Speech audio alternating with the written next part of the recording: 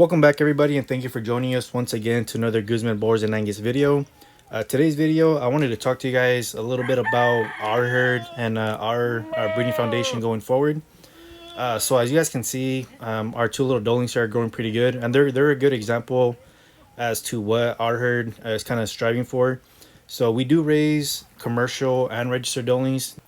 These two dolings are registered. I'd probably say half our herd is commercial, half our herd is registered. And that's something that you guys should look into, whether you guys are going to go the commercial route, the registered route. For us, we find it 50-50. Half our herd will be commercial just because those are a little bit more affordable.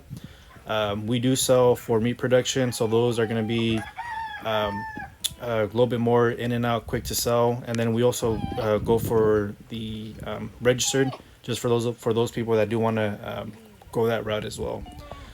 So we do kind of raise both of them. And then part of our herd is also going to be being able to graze. So living in California, we do have quite a bit of a drought. So we do have a few acres where we do reserve a little bit of grass every year. And that's something to consider whether you guys want to go the foraging route, or you guys want to be producing or feeding alfalfa hay, or any other Timothy hay, any type of hay that you guys have. That is something to consider. Not every goat is good on foraging, so that's something to look into when you guys go shopping for your own goats. Make sure that they are raised on forage, or else they will struggle if you put them on forage. And then we also go for color. So you guys can see these are 2 bucks. We do have our brown dapple. He is about 1.5 years. And then we have our black dapple Mooney. He is about 6 months or so. So they are about a year difference. So the reason we do these, or the reason I'm bringing these up, is because part of our herd, part of the reason that we do is we do go for that color. When you guys go for color, the price does go up a little bit. So that is something to consider. For us, both of these bucks are registered. Half our herd is registered, so they will produce registered kids. So that is a route when you guys are thinking, do you guys want to go traditional color? Do you guys want to go in a more dappled? And something else you also want to consider is going to be whether or not you're going to be raising any fair or show animals. Our local fair was this past weekend, so I did go out there. I did kind of check out what these goats look like. And then that is something that we are going to be trying to sell in the future, or breed for in the future.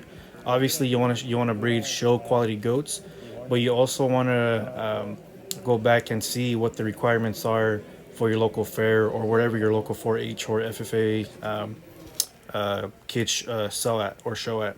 So I did look up at my local fair website, and a couple of things that I found out is in order to show, the goats need to be between 60 and 85 pounds. That being said, it's going to take, on average, it's going to take a goat about 5 months to get there. So that means your kids or your goats need to be born about 5 months before that first designated show. And then you also have to understand that a goat is pregnant for 5 months. So that means you need to release your bucks out 5 months prior to that. So my show here is in May. So that means I want to be releasing my does to I want to be exposing my does to my bucks sometime in July. So that's something to think ahead. And then something else to plan ahead is your goats need to be disbudded or dehorned. And that is something that I have never done before, so I will be looking into doing that. And then another thing to look at is that they also require scrapey ID tags. So just when you guys are buying your guys's, if you guys are going to go the show route, when you guys are buying your guys' ear tags, make sure that they are scrapey. They do have that scrapey ID. Well, with that, thank you guys for watching. Sorry I missed last week's video, but with that, thank you guys. I'll see you guys on the next one. And don't forget to check out our website, guzmanboersandangus.com. Appreciate it.